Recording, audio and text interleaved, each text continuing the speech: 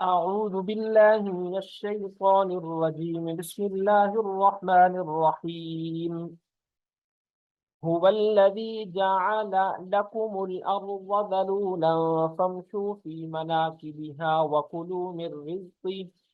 وإليه النشور. اللہ ہی کی وہ ذات ہے جس نے تمہارے لیے زمین کو پست کر دیا، لہذا تم اس کے مونڈھوں پر چلو پھرو اور اس کا رزق کھاؤ، اور اسی کے پاس دوبارہ زندہ ہو کر جانا ہے۔ هو الذی، اللہ ہی کی وہ ذات ہے۔ ہوا ضمیر ہے نا، واحد مذکر غائب کے لیے آتی، ہوا وہ، تو وہ کون؟ یعنی اللہ تعالیٰ کی وہ ذات ہے۔ الذی، جس نے، الذی یہ اسم موصول ہے، جیسے ہم اردو میں بولتے ہیں نا جو، جس نے، جس کا، تو اس طرح کے الفاظ کا معنی پیدا کرنے کے لیے جو الفاظ استعمال ہوتے ہیں ان کو کہتے ہیں اسم موصول۔ تو الذی یہ اسم موصول ہے، اس کا معنی ہے اللہ ہی کی وہ ذات ہے جس نے جعل بنا دیا، لکم تمہارے لیے، اللہ ہی کی وہ ذات ہے جس نے بنا دیا تمہارے لیے، الارض زمین کو، ذلولن، ذلولن کا معنی کیا ہوتا ہے؟ پست کر دیا، نرم بنا دیا، جس میں رہنا انسان کے لیے کیا ہو؟ ممکن ہو۔ اللہ ہی کی وہ ذات ہے جس نے بنا دیا تمہارے لیے زمین کو ذلولن پست، فمشو پس تم چلو، امر کا صیغہ ہے، پس تم چلو، فی مناکبہا، مناکب منکب کی جمع ہے، اور منکب بولتے ہیں مونڈے کو، کندھے کو۔ پس تم چلو اس کے کندھوں پہ، اس کے کندھوں پر، یہ فی ویسے میں کے معنی میں آتا ہے نا، لیکن فی یہاں علا کے معنی میں ہے، پس تم چلو اس کے کندھوں پر، وَكُلُوا، اور کھاؤ، من رزق ہی، اللہ کے رزق میں سے، اس زمین سے جو اللہ تعالیٰ رزق پیدا کرتے ہیں اس رزق میں سے کھاؤ، وَإِلَيْهِ النُّشُورُ، اور اسی کی طرف کھڑا ہونا ہے۔ نشور نشر کی جمع ہے، نشر کہتے ہیں پھیلا دینے کو۔ یہاں مطلب یہ ہے کہ زمین میں پھیلے ہوئے جو لوگ ہیں اللہ تعالیٰ کی طرف پھر ان کو لوٹا دیا جائے گا، فَإِلَيْهِ النُّشُورُ، اور اسی کی طرف تم سب کو اکٹھا کیا جائے گا، زندہ کیا جائے گا۔ اس آیت میں اللہ تعالیٰ نے وہ نعمتیں بیان فرمائی جو اس نے اپنی مخلوق کو عطا فرمائی ہے، تاکہ وہ اس کی نعمت کو پہچان کر اس کا شکریہ ادا کریں اور اللہ تعالیٰ کی وحدانیت کا اقرار کریں۔ چنانچہ اس آیت کا خلاصہ یہ ہے کہ اللہ تعالیٰ ہی کی وہ ذات ہے جس نے زمین کو مناسب طور پر نرم فرما کر تمہارے تابع کر دیا، تاکہ تمہارے لیے اس میں کنویں کھودنا، چشمے جاری کرنا، نہریں بنانا، مکانات اور عمارتیں تعمیر کرنا، کھیتی باڑی اور باغبانی کرنا ممکن ہو جائے۔ ورنہ اگر وہ زمین کو ٹھوس پتھر کی طرح بنا دیتا یا لوہا، سونا، پیتل وغیرہ کسی دھات کی طرح بنا دیتا تو گرمیوں میں زمین انتہائی گرم ہو جاتی اور سردیوں میں انتہائی ٹھنڈی، اس طرح زمین پر چلنا دشوار ہو جاتا۔ اور اگر پانی کی طرح نرم بنا دیتا تو کوئی چیز اس پر ٹھہری نہ سکتی، اور اس طرح پھر زمین پر زندگی ممکن نہ ہوتی۔ یہ اللہ تعالیٰ کا بہت بڑا احسان ہے کہ اس نے زمین کو ایسا بنایا ہے کہ اس سے نفع حاصل کیا جا سکتا ہے۔ تو اس کے راستوں میں انسان کو کہا گیا کہ چلو اور اللہ تعالیٰ کی روزی میں سے کھاؤ جو اس نے تمہارے لیے پیدا فرمائی ہے، اور تمہیں قبروں سے جزا کے لیے اسی کی طرف پھر کیا کرنا ہے؟ اٹھ کر جانا ہے۔ أَأَمِنتُم مَّن فِي السَّمَاءِ أَن يَخْسِفَ بِكُمُ الْأَرْضَ فَإِذَا هِيَ تَمُورُ، کیا تم آسمان والے کی اس بات سے بے خوف ہو بیٹھے ہو کہ وہ تمہیں زمین میں دھنسا دے تو وہ ایک دم تھر تھرانے لگے؟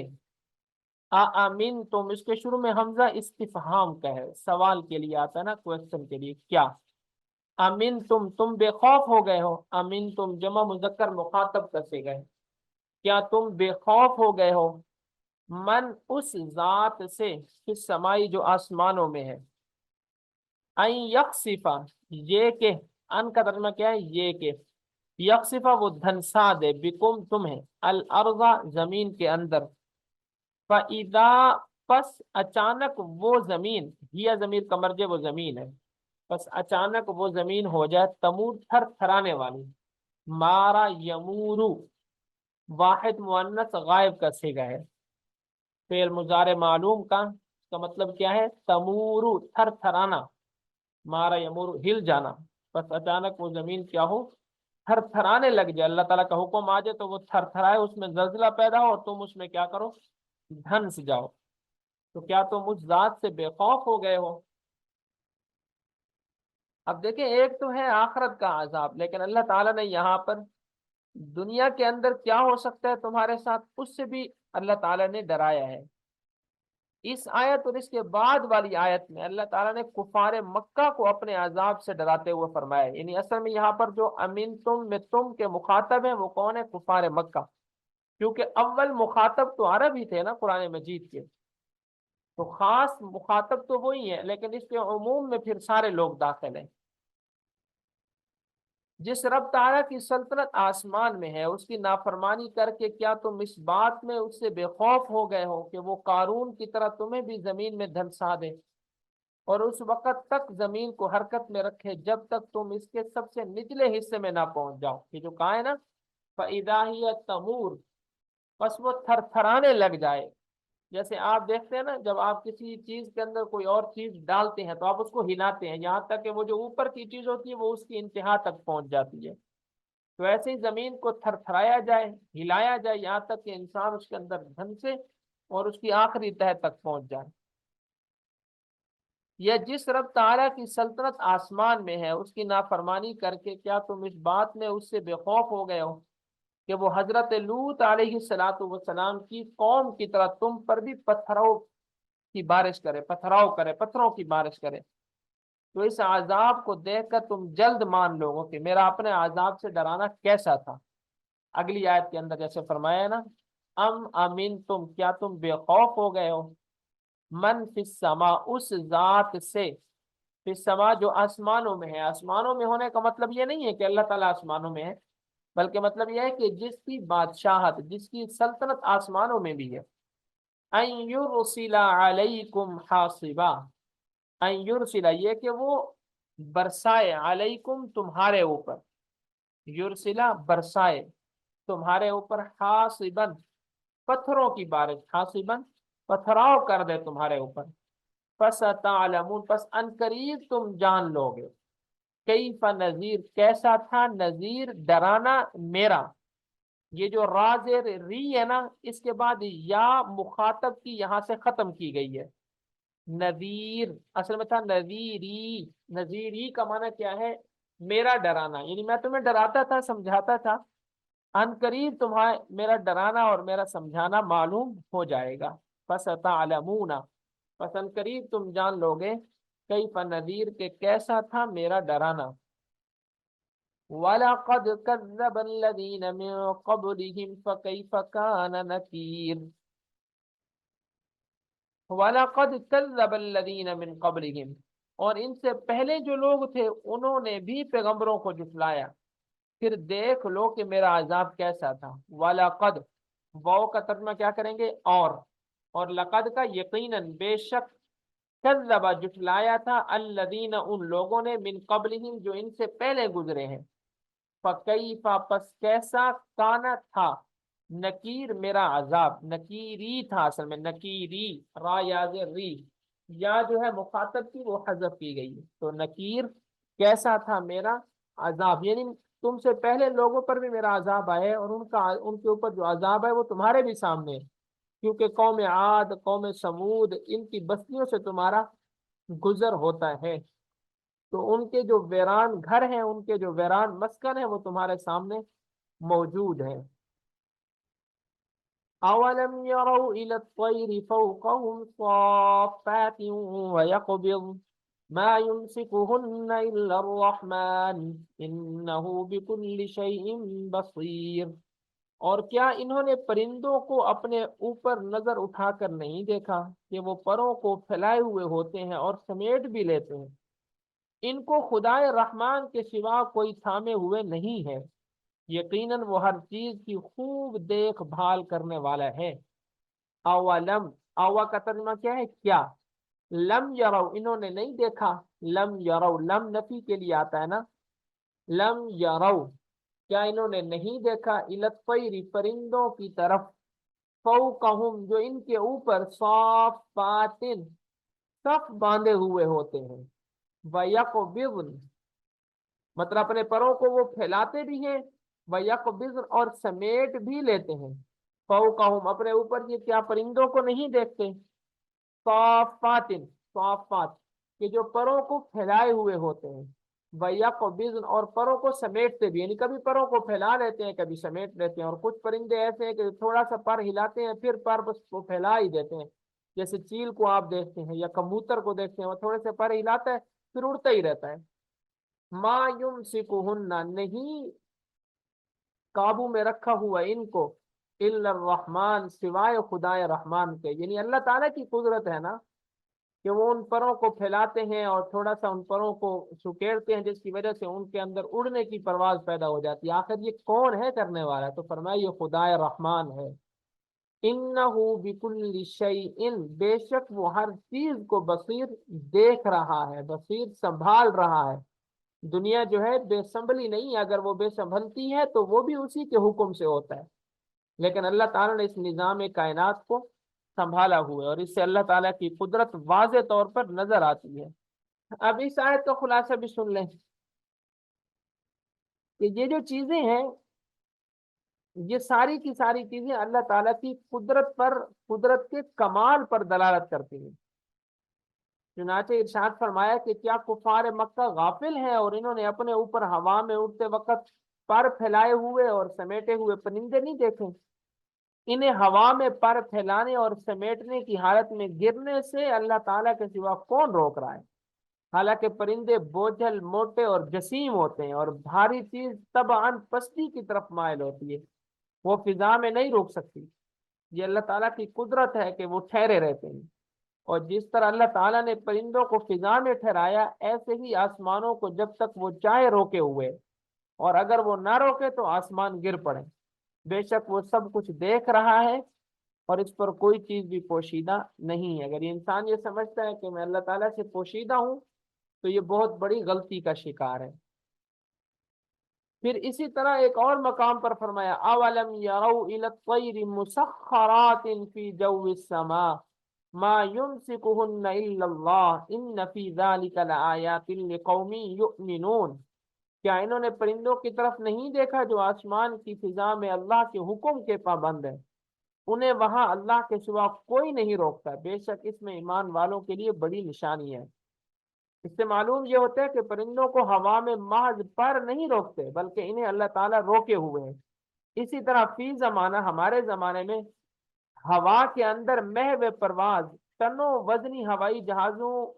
کو مشین اور انجن گرنے سے نہیں بچاتے، بلکہ انہیں بھی اللہ تعالیٰ ہی نے گرنے سے بچایا ہوا ہے۔ آپ دیکھیں بسا اوقات وہ گر بھی جاتے ہیں، لیکن اللہ تعالیٰ کا ایک نظام ہے، اس نظام کے تحت ہی اب یہ جو جہاز بنائے جاتے ہیں، ان جہازوں کے اندر بھی تو کوئی ایسی چیز بنائی جاتی ہے نا کہ جو ان کو فضا میں روکتی ہے۔ اب یہ جو فضا کو اللہ تعالیٰ نے اتنی قوت دی ہے کہ فضا کے اندر ایک چیز اڑ رہی ہے، یہ قوت آخر اس فضا کو کس نے دی ہے؟ اللہ تعالیٰ ہی نے دی ہے۔ امن هذا الذي هو جند لكم ينصركم من دون الرحمن ان الكافرون الا في غرور، بھلا خدائے رحمان کے سوا وہ کون ہے جو تمہارا لشکر بن کر تمہاری مدد کرے؟ کافر لوگ تو سرے سے دھوکے میں پڑے ہوئے ہیں۔ امن هذا الذی، کیا بھلا کوئی ہے، من کون ہے، یہ حمزہ استفہام کا ہے، من پھر استفہام کا ہے، کیا کوئی ایسا ہے، کیا کوئی ایسا ہے، هذا الذی ہوا جند لکم جو تمہارا لشکر بن جائے، کیا ایسی کوئی اور پارٹی ہے، ایسا کوئی لشکر ہے، ینصرکم جو تمہاری مدد کرے، من دون الرحمن رحمان کے علاوہ کوئی نہیں ہے ہماری مدد، اور کر کون سکتا ہے؟ اللہ تعالیٰ کے سوا تو ہماری مدد کوئی نہیں کر سکتا۔ اس لیے فرمایا کیا کوئی اور لشکر ہے تمہارے پاس جو تمہاری مدد کرے رحمان کے علاوہ؟ ان الکافرون الا فی غرور، نہیں ہے کافر لوگ مگر دھوکے میں پڑے ہوئے، یعنی سرے سے یہ دھوکے کے اندر پڑے ہوئے کہ اتنی قدرت اللہ تعالیٰ کی سامنے موجود ہو اور پھر بھی انسان خدا کا انکار کر دے۔ اب دیکھیں نا ہمارے سامنے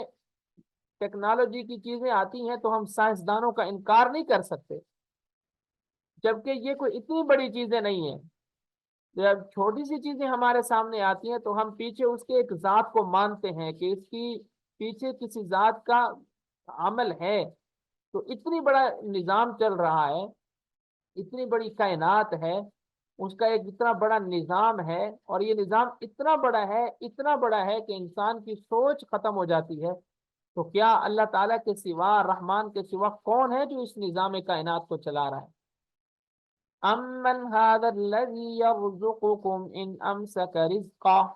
بل لجوا في عتو ونفور. اگر وہ اپنا رزق بند کر دے تو بھلا وہ کون ہے جو تمہیں رزق عطا کر سکے؟ اس کے باوجود یہ لوگ سرکشی اور بیزاری پر جمے ہوئے ہیں. امن هذا الذی، کیا بھلا کوئی ایسا ہے، یرزقکم، جو تمہیں رزق دے، الذی کا ترجمہ جو، یرزق رزق دے، کم تمہیں، ان امسک رزق، اگر روک لے وہ اپنا رزق. ہم دیکھتے ہیں بسا اوقات ہم اتنے مجبور ہو جاتے ہیں کہ ساری کوششیں ہم بروئے کار لاتے ہیں، لیکن پھر بھی ہمیں رزق مل نہیں رہا ہوتا، کیونکہ وہ اللہ تعالیٰ کی طرف سے رکا ہوا ہوتا ہے. جب اللہ رزق کو روک دے تو کون ہے ہمیں رزق دینے والا؟ بل لجو فی عتو و نفور، بلکہ یہ لوگ لجو جمے ہوئے ہیں، فی عتو، عتو بولتے ہیں ضد کو، ہٹ دھرمی کو، سرکشی کو. یہ لوگ جمے ہوئے اپنی سرکشی کے اندر، اپنے ضد کے اندر. ونفور، نفور بولتے ہیں نفرت کو، بیزاری.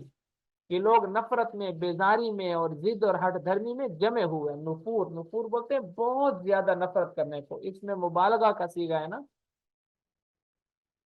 افمن یمشی مکبا علی وجہہ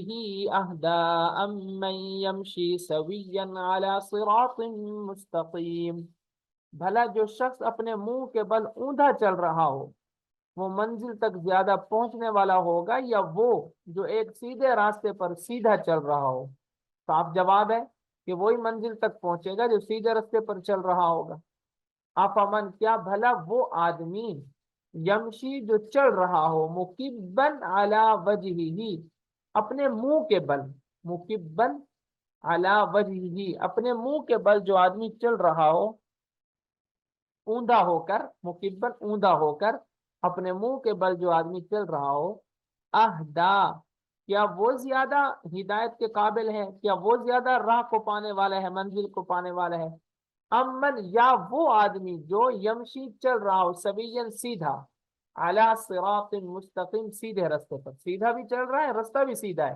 تو صاف ظاہر ہے منزل تک وہی پہنچے گا. یہ تو حقیقت ہے، اس حقیقت سے تو انکار نہیں کیا جاتا. ایک وہ آدمی ہے جس کی منزل ہی نہیں معلوم، راستہ بھی اس نے غلط چن لیا، اور ایک وہ آدمی ہے جس کی منزل بھی معلوم ہے اور راستہ بھی اس نے صحیح چنا ہے. تو صاف ظاہر ہے منزل تک وہی پہنچے گا کہ جس کی منزل معلوم بھی ہے اور اس کا راستہ بھی درست ہے. اس مثال، اللہ تعالیٰ نے یہاں ایک مثال سمجھائی ہے نا، تو اس مثال کا مقصود یہ ہے کہ کافر گمراہی کے میدان میں اس طرح حیران اور سرگردان جاتا ہے کہ نہ اسے منزل معلوم اور نہ وہ راستہ پہچانے، اور مومن آنکھیں کھولے راہ حق دیکھتا اور پہچانتا چلتا ہے. یہ تو کافر اور مومن کی دنیاوی مثال ہے، جبکہ آخرت میں کفار کو واقعی منہ کے بل اٹھایا اور پیروں کے بل جہنم کی طرف ہانکا جائے گا. یہاں تو مثال دی ہے نا کہ کافر گویا کہ ایسے ہیں کہ اوندے منہ چل رہے ہیں، بظاہر تو وہ اوندے منہ نہیں چل رہے ہو، لیکن تمثیل دی ہے، ایک مثال دی ہے. لیکن کل قیامت کے دن تو حقیقتاً ایسا چلنا پڑے گا، جیسا کہ قرآن مجید میں سورہ بنی اسرائیل کی آیت نمبر 97 کے اندر اللہ تعالیٰ نے ارشاد فرمایا، وَنَحْشُرُهُمْ يَوْمَ الْقِيَامَةِ عَلَى وُجُوهِهِمْ عُمْيًا، کہ ہم قیامت کے دن ان کو اوندے منہ اٹھائیں گے، وَبُكْمًا وَصُمًّا، بہرے اور گنگے ہوں گے. یہ مأواہم جہنم، ان کا ٹھکانہ جہنم ہوگا. اسی طرح ایک اور آیت کے اندر فرمایا، الذین یحشرون علی وجوہہم الی جہنم، یہ جہنم کی طرف جائیں گے تو اوندے منہ چل کر یہ جائیں گے. تو اللہ تعالی ہماری اس سے حفاظت فرمائے.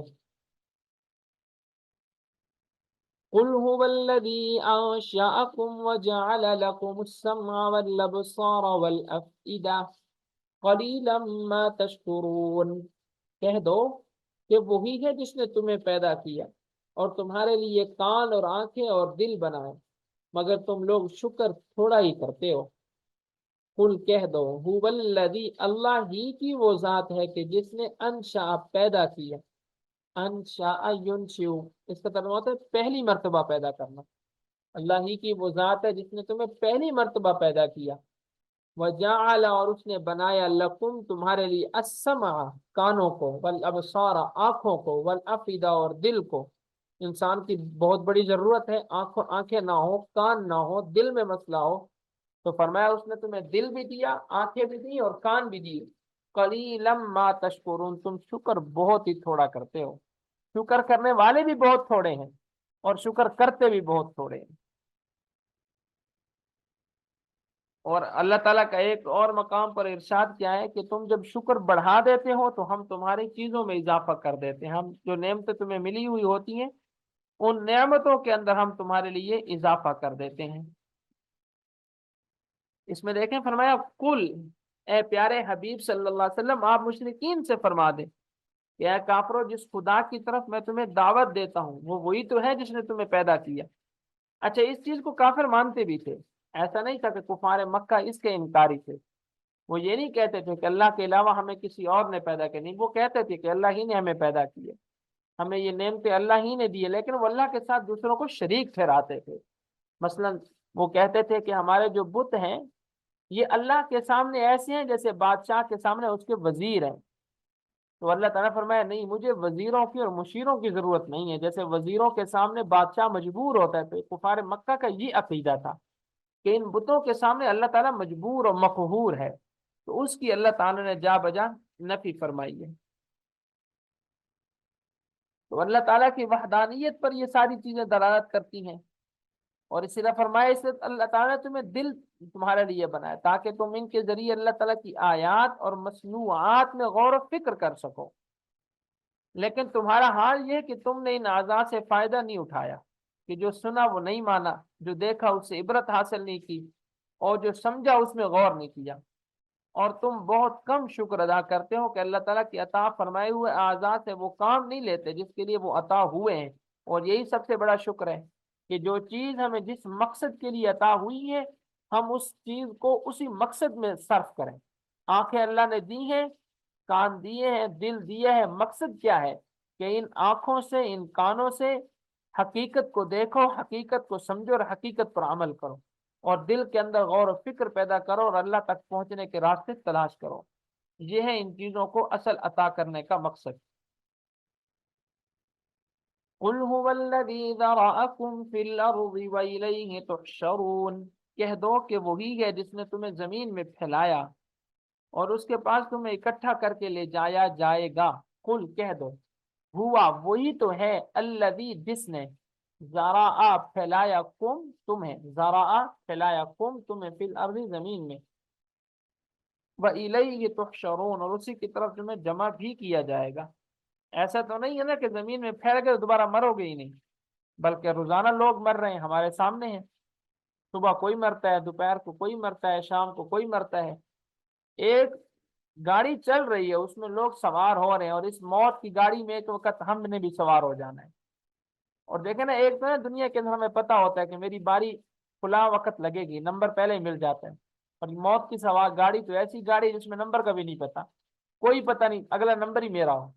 کوئی پتہ نہیں 10 نمبروں کے بعد میرا نمبر آ جائے، تو اس کے لیے ہم نے ہر وقت اپنے آپ کو کیا رکھنا ہے، تیار رکھنا ہے۔ وَيَقُولُونَ مَتَى هَذَا الْوَعْدُ إِن كُنتُمْ صَادِقِينَ، اور یہ لوگ کہتے ہیں کہ اگر تم سچے ہو تو بتاؤ کہ یہ وعدہ کب پورا ہوگا۔ وَيَقُولُونَ، اور یہ لوگ کہتے ہیں، مَتَى هَذَا الْوَعْدُ، یہ وعدہ کب پورا ہوگا، متا کب، ان کنتم صادقین، اگر تم سچے ہو، یعنی جناب نبی کریم صلی اللہ علیہ وسلم پر یہ اعتراض تھا کہ اگر آپ کہتے ہیں کہ ہمارے اوپر عذاب آئے گا تو بتاؤ یہ عذاب کب آئے گا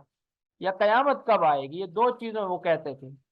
تو فرمایا کہ یہ عذاب کب آنا ہے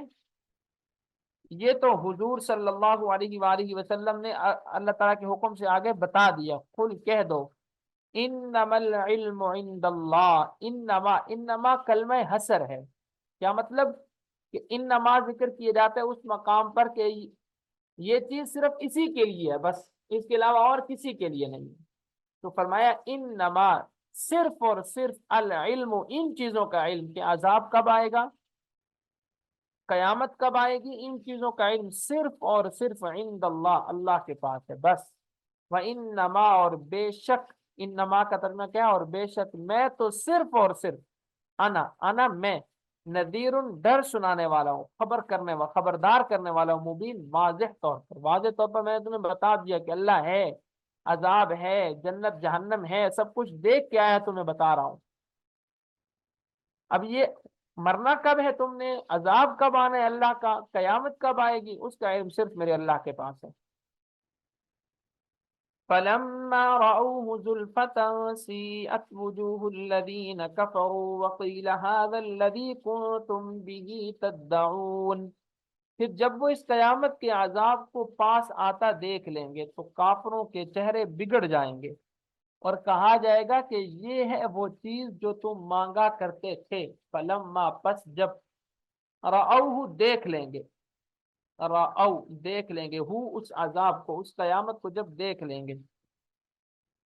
زلفتن قریب آتا ہوا، زلفتن پاس آتا ہوا، قریب آتا ہوا جب دیکھ لیں گے، سیئت تو بگڑ جائیں گے، سیئہ، سو کا لفظ تو آپ پڑھتے ہی رہتے ہیں، اسی سے یہ ماضی مجہول کا صیغہ ہے، سیئت تو بگاڑ دیا جائے گا، وجوہ الذین کفروا، کافروں کے چہروں کو، وجوہ وجہ ان کی جمع ہے نا، کافروں کے جو چہرے ہیں وہ بگڑ جائیں گے، وقیل، اور کہا جائے گا، ھذا الذی، یہ ہے وہ، کنتم بہ تدعون، جسے تم پکارتے تھے، بلاتے تھے، تم کہتے تھے نا کہ وہ عذاب کب آئے گا، تم کہتے تھے نا کہ وہ قیامت کب آئے گی، تو دیکھ لو قیامت آ چکی ہے۔ قل رأيتم إن أهلكني الله ومن معي أو رحمنا فمن يجير الكافرين من عذاب أليم، اے پیغمبر صلی اللہ علیہ وآلہ وسلم، ان سے کہو کہ ذرا یہ بتلاؤ کہ چاہے اللہ مجھے اور میرے ساتھیوں کو ہلاک کر دے یا ہم پر رحم فرما دے، دونوں صورتوں میں کافروں کو دردناک عذاب سے کون بچائے گا؟ قل، کہہ دو، ارائیتم، تمہارا کیا خیال ہے، تم کیا کہتے ہو، ان اگر اہلک ہلاک کر دے، نی مجھے، اللہ میرا اللہ، مجھے موت آ جائے، میں فوت ہو جاؤں، دنیا سے چلا جاؤں، ومن، اور وہ لوگ بھی دنیا سے چلے جائیں، معیہ، جو میرے ساتھ ہیں، معیہ، معن کا ترجمہ ہم بولتے ہیں، آپ کہتے ہیں آپ شادی پہ آنا ہے، مع اہل و عیان، مع کا ترجمہ ہوتا ہے ساتھ، اور جو میرے ساتھ ہیں، اور رحمنا، یا اللہ ہم پر رحم کر دے، فمن یجیر، مطلب یہ ہے کہ ہمارے پاس تو یہ امید موجود ہے کہ ہم اگر مر گئے تو اللہ ہمارے اوپر رحم کرے گا، فمن یجیر الکافرین، بس کافروں کو کون بچائے گا، من، کون، یجیر بچائے گا کافروں کو، من عذاب علیم، دردناک عذاب سے۔ بہت سے کافر یہ کہتے تھے کہ جناب نبی کریم صلی اللہ علیہ وسلم دنیا سے چلے جائیں گے تو ان کا دین ختم ہو جائے گا، چنانچہ وہ آپ کی وفات کا انتظار کر رہے تھے۔ یہاں یہ بیان فرمایا جا رہا ہے کہ چاہے اللہ تعالیٰ آپ اور آپ کے ساتھیوں کو موت دے دے یا ان پر رحم فرما کر انہیں فتح عطا فرمائے، اللہ نے تو پھر فتح عطا فرمائی تھی نا، مکہ سے تو ان لوگوں نے نکال دیا تھا، اور یہ مکی صورت ہے، لیکن حضور صلی اللہ علیہ وسلم کو موت نہیں آئی، اللہ تعالیٰ نے مکہ فتح کر کے دکھایا، اور وہی کافر جو حضور صلی اللہ علیہ وسلم کی موت کے انتظار میں تھے کہ ہم ان کو مار دیں گے، شہید کر دیں گے، قتل کر دیں گے، نعوذ باللہ، وہی آپ صلی اللہ علیہ وآلہ وسلم کے سامنے شکست خوردہ ہو کر پیش ہوئے، لیکن اللہ کے پاک پیغمبر صلی اللہ علیہ وسلم نے اس دن بھی فرمایا، الیوم یوم المرحمہ، کہ آج تو رحم کرنے کا دن ہے، اور سب کو آپ صلی اللہ علیہ وسلم نے معاف فرما دیا سوائے چند لوگوں کو۔ قل هو الرحمن آمنا به وعليه توکلنا فستعلمون من هو في ضلال مبین، کہہ دو وہ رحمان ہے جس پر میں ایمان لے آیا ہوں، ہوا وہ رحمان ہے، آمنا میں ایمان لے آیا ہوں، بھی اس پر، وعلیہ توکلنا اور اسی پر ہم نے بھروسہ کر لیا، آمنا اور ہم ایمان لے آئے ہیں اس پر، جمع کا صیغہ ہے نا، وعلیہ اور اسی پر، توکلنا ہم نے بھروسہ کر لیا، فستعلمون پس ان قریب تم جان لوگے، من ہوا کون ہے وہ، فی ضلال مبین جو کھلی گمراہی میں پڑا ہوا ہے۔ آج تو تم یہ کہتے ہو نا کہ ہمیں موت آ جائے گی یا ہم مر جائیں گے تو ہمارا دین ختم ہو جائے گا، لیکن ہم رحمان پر ایمان لے آئے، ہمارا بھروسہ بھی اسی پر ہے، اب اگر موت آ بھی جاتی ہے تو پھر موت کی کیا پرواہ ہے؟ ہمارا تو مقصد جو تھا وہ تو پورا ہو گیا. ہمارا مقصد کیا تھا اس دنیا میں بھیجے جانے کا؟ کہ ہم اللہ کو مانیں، اسی پر بھروسہ کریں، وہ ہم کر چکے ہیں. لیکن ان قریب تمہیں پتہ چل جائے گا کہ واضح گمراہی کے اندر کون پڑا ہوا تھا. قل رأيتم إن أصبح ماؤكم غورا فمن يأتيكم بماء معين. کہہ دو کہ ذرا یہ بتلاؤ کہ اگر کسی صبح تمہارا پانی نیچے کو اتر کر غائب ہو جائے تو کون ہے جو تمہیں چشمے سے ابلتا ہوا پانی لا کر دے. قل کہہ دو ارائیتم تمہارا کیا خیال ہے، بھلا بتاؤ نا ہمیں، ان اصبح اگر ہو جائے ماؤکم تمہارا پانی غورن گہرا، نیچے چلا جائے، غائب ہو جائے تم سے، غورن گہرا ہو جائے، فمن یأتیکم پس کون ہے جو تمہارے پاس لے کر آئے، بماء معین چشمے سے ابلتا ہوا پانی. جاری چشمہ کون کرے گا؟ اگر اللہ اپنے پانی ختم کر دے، بارشیں نہ ہو، زمین کا پانی نیچے گہرا چلا جائے، تو کیا کوئی ایسا ہے جو اللہ کے علاوہ اس پانی کو دوبارہ لے کر آئے؟ تو اس کا جواب حقیقتاً یہی ہے کہ اللہ کے سوا ایسا کوئی بھی نہیں ہے. چلیں آج کے سبق کو ہم انشاءاللہ یہاں ختم کرتے ہیں.